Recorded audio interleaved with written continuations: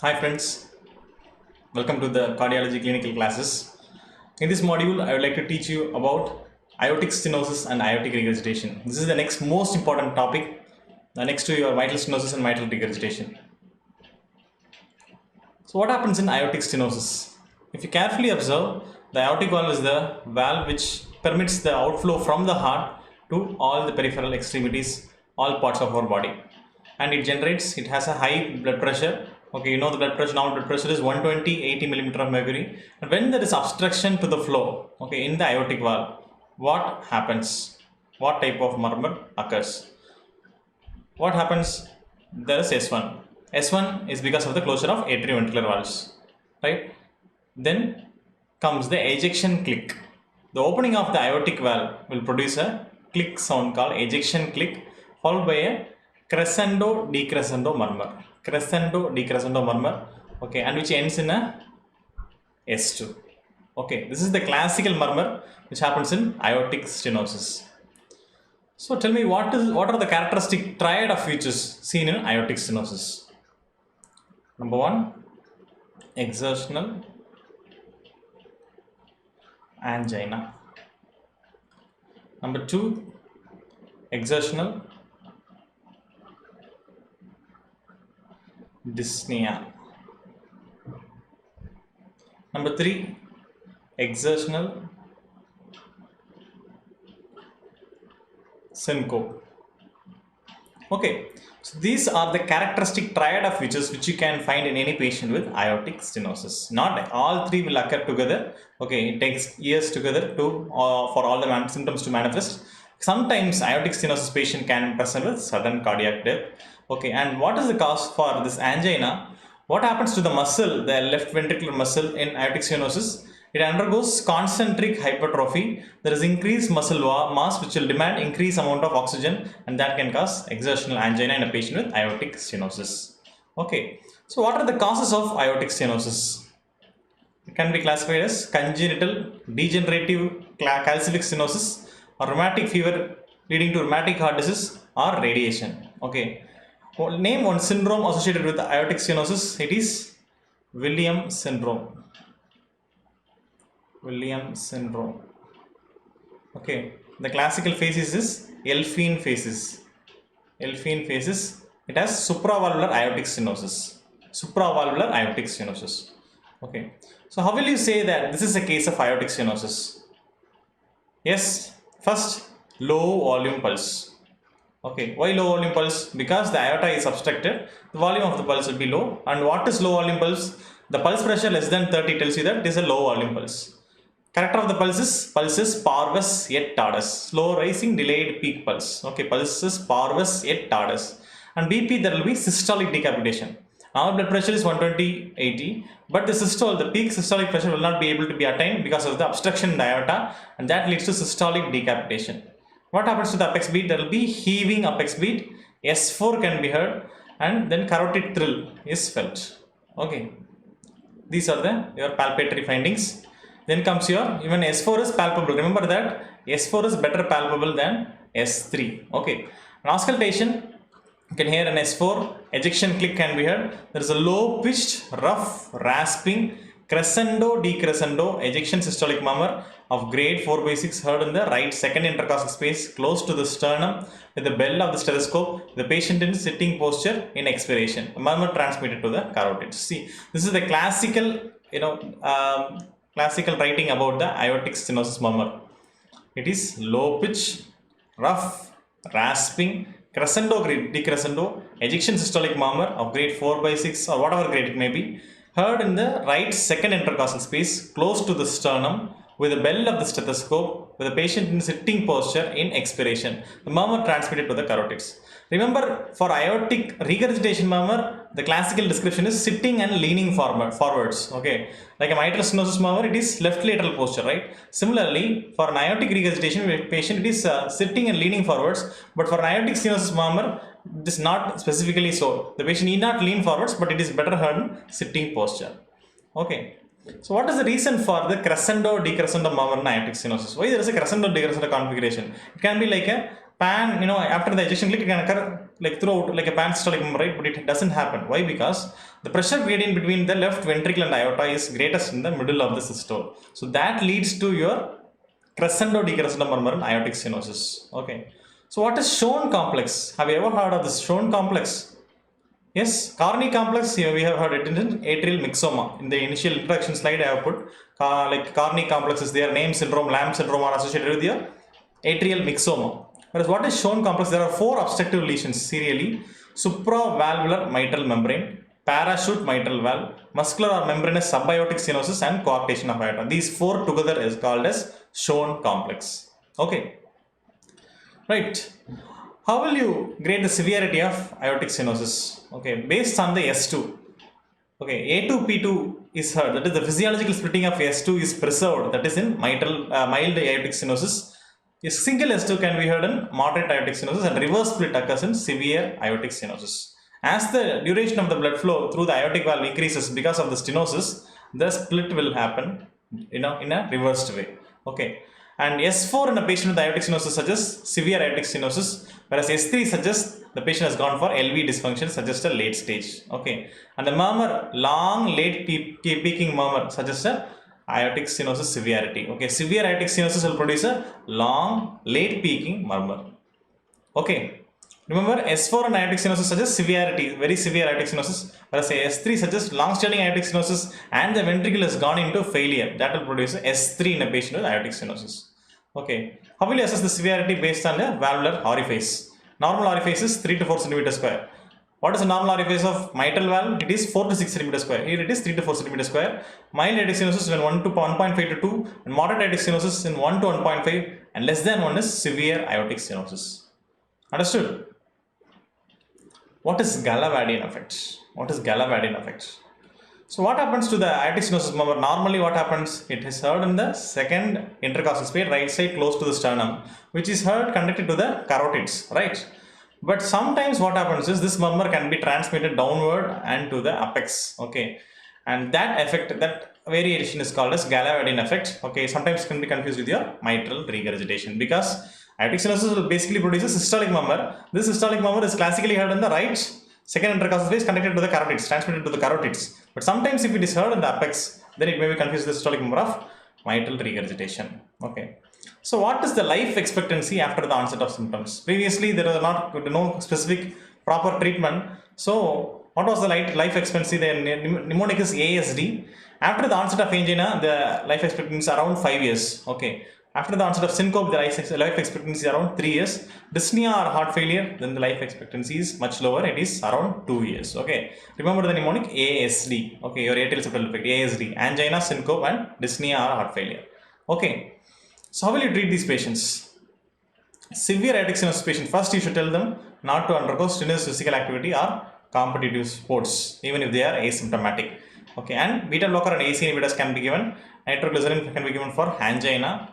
And when there is severe aortic stenosis, who patient is symptomatic or systolic dysfunction is there, or any other cardiac surgery patient is undergoing, for example, a patient with angina found to have coronary artery disease, you are doing an angiogram and which is showing a triple vessel disease, then the patient should go for a CABG, bypass surgery, right? So at the same time, the valve is, if the valve is severely stenosed, then you can go for a valve replacement at the same time. Okay, so what we do is in a patient with severe aortic stenosis who is around 50 years of age, we'll do a coronary angiogram to look at the coronary anatomy also. Okay, if the patient is having even a coronary problem, then the patient will go for a valve replacement and a coronary artery bypass surgery at the same time. Okay, and if the patient is also having an aneurysmal root or ascending aorta, measuring more than 5.5 centimeter, then you can go for a surgery. If the patient is having bicuspid aortic valve, then we can go for a surgery. Okay, so severe aortic stenosis with any of these components, then the patient can be taken up for a surgical valve replacement. What is the alternative? Okay, as of now the proven best treatment is surgical aortic valve replacement. Okay, but some patients with a lot of comorbid conditions who may not be able to undergo surgery, open heart surgery, then the patient can be opted for a TAVI, that is also called as transcatheteral aortic valve implantation. What we do is, we'll go through the femoral artery, okay, then we go into through the aortic valve, the catheter is passed through the aortic valve and the valve is implanted there. Okay, transcatheteral aortic valve implantation. Okay, so What is aortic sclerosis? We are discussing about aortic stenosis. Aortic sclerosis happens in the elderly with atherosclerosis, fibrosis, thickening and calcification of the base of aortic valve crest. So that can lead to harsh ejection systolic murmur. But this murmur usually will not have a thrill, okay, and the pulse volume will be usually normal, and the A2 will also be normal because the gradient, the amount of stenosis it produces is much lesser. So the pulse volume will be normal, absence of thrill will be there, and normal A2 will be there. Okay. What is second stenosis? This question I have put here because second stenosis, as soon as you hear the word, you will think that it is a patient with mitral stenosis developing aortic stenosis. It is not so. When the patient is having mitral stenosis, the inflow to the ventricle is affected. You all know that because from the left atrium, blood is not able to come into the left ventricle. Whereas if the patient is developing pulmonary hypertension, okay, then that is called as second stenosis, because with pulmonary hypertension, the ventricular flow from the right ventricle, which has to enter the pulmonary artery, right, that will also be affected. So that will mimic a second stenosis in the same circuit. Okay, so when a patient with mitral stenosis develops a pulmonary hypertension, it is also called as second stenosis. Okay, right. So coming to one clinical discussion. Okay, so what are the sites of palpable pulsation, visible pulsation, and their significance? If there is carotid pulsation, okay, or suprasternal pulsation, then these two things you have to think about. Okay, aortic regurgitation or aneurysm. Okay, and sometimes hyperkinetic circulatory states also produces suprasternal pulsation. Okay, and if there is pulsation in the back, it is classically seen in coarctation of aorta. The sign is called as Sussman sign. Okay, Sussman sign heard in coarctation of aorta. What other sites? Right parasternal pulsation can be seen in dextrocardia or ascending aortic aneurysm. Left parasternal pulsation can be seen in right ventricular hypertrophy or atrial septal defects. Epigastric pulsation can be seen in right ventricular hypertrophy or abdominal aorta aneurysm, or hepatic pulsation in tricuspid regurgitation. Okay, tell me, what is Oliver sign? Have you ever heard of Oliver sign or tracheal tug sign? What is that? So you have to basically stand behind the patient, okay, and the chin of the patient is raised and the cricoid cartilage is held up, okay, on deglutition. Okay, okay, and you will, and on deglutition, and even without deglutition also, you will feel a downward pull of trachea, okay, during the cardiac systole. That suggests the diagnosis is aortic aneurysm, aortic arch aneurysm. Very, very important sign, Oliver sign, or it is also called as tracheal tug sign. Okay, and tracheal tug sign can happen in respiratory system disorders also. That is classically seen in COPD patients. When they inspire, there will be tracheal tugging, there will be downward displacement of trachea during inspiration. That happens in COPD patients. Whereas here, this Oliver sign is tracheal tug during a cardiac systole. That happens in aortic arch aneurysm. Sometimes it can be false positively seen in mediastinal tumors are attached to the aortic arch. Sometimes false negatively in non-pulsatile aortic aneurysm. Okay, Oliver's or tracheal tug sign. Coming to now next discussion on aortic regurgitation. So what happens in aortic regurgitation? The blood which is pumped forward is again coming backward because of the valvular leak. Okay, this valve is leaking, so the blood which is pumped forward by the ventricle again comes backward to the ventricle. Okay, fine. So what is the characteristic murmur which is seen here? The characteristic murmur seen here is your early diastolic murmur, which is best heard when the patient is breath is held in expiration, and when the patient is sitting and leaning forwards. Okay, sitting and leaning forwards. Very, very important point for auscultating your early diastolic murmur.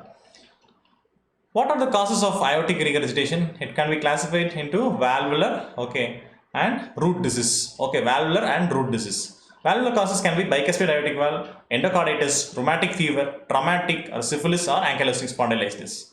Okay, whereas root disease can be due to aortic dissection, okay, cystic medial degeneration, which can happen with Ehlers-Danlos syndrome or Marfan syndrome, bicuspid aortic valve, aortitis, or hypertension. Hypertension is an important cause for root disease causing aortic regurgitation. Okay, so the valve can be impaired or the aortic root can be dilated, that can cause a aortic regurgitation. Okay, what are the causes of acute aortic regurgitation? Can be caused by aortic dissection, trauma, infective endocarditis, collagen vascular disease, and prosthetic valve dysfunction. Okay, this is a very, very, very important clinical question asked by examiners. It's a favorite question for many examiners. What are all the peripheral signs of aortic regurgitation? Okay, first, coming from top to bottom, you just go ahead. Okay, first, lighthouse sign. It is your alternate flushing and blanching of forehead. Okay, Landolfi sign, change in the pupillary size in accordance with the cardiac cycle. Okay, and Becker sign is your retinal artery pulsation in your fundoscopy. De Musser sign is your head bobbing with each heartbeat. Okay, and Muller sign is pulsation of uvula. Okay, and Quincke's is your capillary pulsation in the fingertips. Okay, Corrigan sign is your dancing carotids. Locomotor brachii is your prominent pulsating brachial artery in the arm. Collapsing or water hammer pulse, this we have discussed in detail in our pulse discussion. Bisferiens pulse, that is twice beating. Bis means twice and feriens means beating. Two peaks in the systole, which can happen with aortic regurgitation. And Traub sign, this is nothing but pistol shot femorals. Okay, in the femoral arteries you can hear a pistol shot sound. Okay. Next, Durosi's sign, that is systolic murmur heard over the femoral artery when it is compressed proximally. Okay, Durosi's murmur is diastolic murmur. See, Durosi's sign is a systolic murmur when the femoral artery is compressed proximally. You keep the stethoscope in the femoral artery and compress proximally. Okay, whereas in Durosi's murmur is a diastolic murmur heard with the diaphragm of the stethoscope when the distal pressure is applied. Okay, you keep pressure in the distal part of the stethoscope. Okay, distal to the stethoscope. Then you will hear a diastolic murmur. Okay, that is Durosi's murmur. And Hill's sign is your popliteal cuff pressure versus your brachial pressure. If the difference is more than 20 mm of mercury, it is Hill signs positive. Mild AR will lead to 20 to 40 mm of mercury difference is mild AR. 40 to 60 is moderate and severe is more than 60 mm of mercury. Okay. Rosenbach sign is your pulsation of liver and Gerard sign is your pulsation of enlarged spleen. So these are the peripheral signs. Lot of signs are there. Sometimes the examiner will ask you, tell 10 peripheral signs of aortic regurgitation. That's also, and it's a very, very favorite question for many examiners. Okay. So how will you say that this is a case of aortic regurgitation? Number one is a high volume pulse. That is, the pulse pressure difference is more than 60 mm of mercury. Okay, just measure the accurate blood pressure, then you can calculate the pulse volume. Then collapsing or water hammer pulse can be there. Apex beat will be displayed downward and outward and hyperdynamic in nature. Okay, these are the characteristic features in your aortic regurgitation. Sometimes what happens is when a patient is having chronic severe AR, okay, this is given in Harrison's, the pulse, the apex beat can be heaving. Okay, heaving classically happens in your pressure overload lesions, but sometimes in patients with chronic severe AR, there can be an heaving apex beat.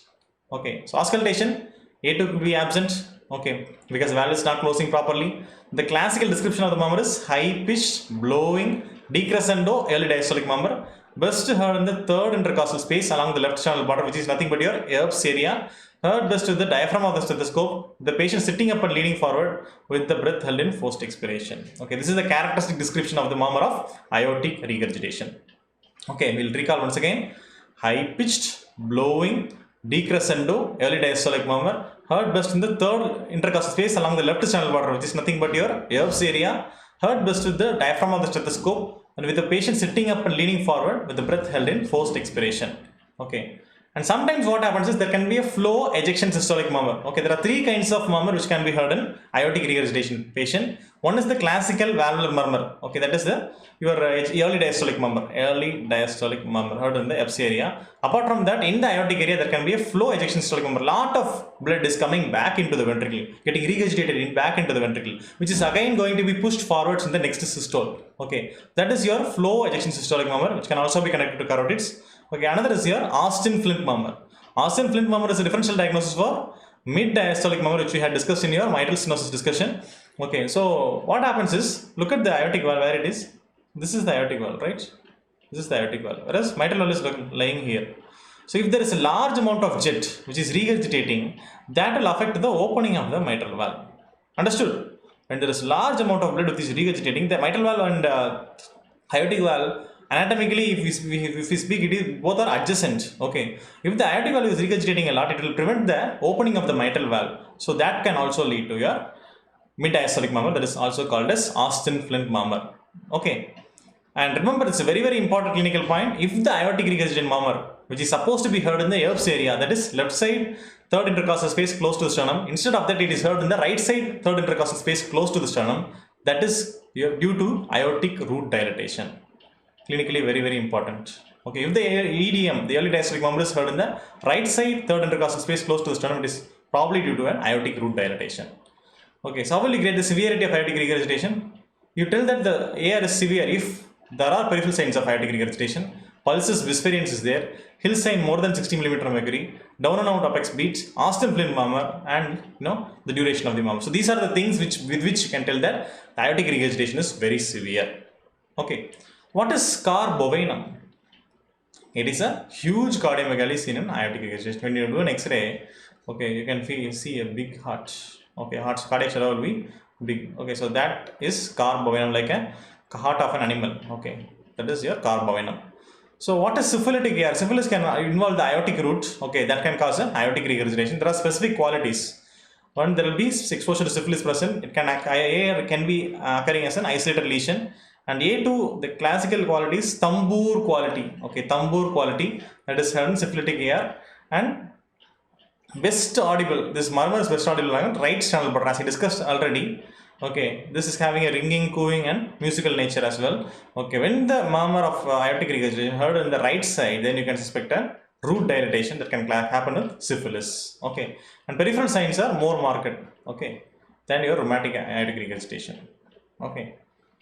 Acute versus chronic aortic regurgitation, how will you differentiate? The onset of acute regurgitation can be sudden with symptoms of pulmonary edema, acute left heart failure, whereas chronic AR present with insidious symptoms. There is nothing like no great symptoms initially, then finally you'll have that ASD symptoms. Okay, and pulse pressure will be normal here, whereas here wide pulse pressure. Okay, and systolic pressure will be normal or decrease in acute AR, and increase in chronic aortic regurgitation. Okay, then apex beat is normal in acute AR, whereas hyperdynamic in chronic aortic regurgitation. S3 is common in acute AR, whereas rare in aortic regurgitation. Peripheral signs are absent in acute AR and present in chronic aortic regurgitation. Okay, so onset of symptoms with AR, with acute AR is sudden. Okay, with the normal pulse pressure, normal systolic blood pressure, and normal apex beat, and S3 and absent peripheral signs. These are the characteristic symptoms of acute aortic regurgitation. Okay, and what are the differential diagnoses for aortic regurgitation with stenosis? Both occurring together, can be due to congenital bicuspid aortic valve, rheumatic heart disease, or SLE. Okay, these are the classical differential diagnoses where a patient can have a aortic stenosis with aortic regurgitation. Okay, but rheumatic heart disease, remember that the patients will always have a mitral disease. Okay, my isolated aortic nodule is very rare. Okay, so in rheumatic heart disease, almost always all the patients with the AS or AR will have a mitral valve involvement as well. Okay, so what is the treatment of aortic regurgitation? It's a best treatment is aortic valve replacement. When to replace? Basically, symptomatic severe aortic regurgitation, you can go for replacement. Asymptomatic with the ejection fraction less than 50%. If there is fall in your pumping function, okay, the ejection fraction will tell about the pumping function. If there is decrease in the pumping function, then you can go for a aortic valve replacement. Or if the patient is undergoing any other cardiac surgeries, like I discussed already, if the patient is having a coronary artery disease, need a bypass surgery, then at the same time you can replace the aortic valve as well. Okay, so these are the classical points for aortic regurgitation treatment. Okay. Then coming to another favorite area for many examiners, what are all the named murmurs you know? Tell, like that they will ask. Okay, so there are a lot of murmurs, more than 10 are there. Okay, just for highlighting, I am just putting it here. Stills murmur, we have discussed already. Innocent musical murmur seen in children. Austin Flint murmur, we have discussed in this presentation only. It is your early mid-diastolic murmur heard in the apex. Because of the severity of the aortic regurgitation, severe aortic regurgitation, preventing the opening of mitral valve, that is leading to the mid-diastolic murmur. Rajah's murmur is your, it can be heard in VSD. Okay, small VSD producing a large murmur is also called as Malady-Roger defect in a VSD. Okay, Rajah's murmur is a pansystolic murmur, maximally in the left channel border, heard in VSD. Okay, Graham-Steele's murmur can be heard in pulmonary insufficiency, secondary due to pulmonary hypertension and mitral stenosis. Okay. Okay, this is your Graham-Steele murmur, which we discussed in our mitral stenosis discussion. Carey-Coombs murmur. It is a mid-diastolic murmur heard in acute rheumatic valvulitis. Valvulitis will cause edema of the valves, and that will produce a Carey-Coombs murmur. Okay. And Ritard's murmur is a complete heart block. It can happen in complete heart block. Short, late diastolic murmur or pre-systolic murmur heard at the apex. Okay, it is a Ritard's murmur. Ritard's murmur can heard in complete heart block. Okay.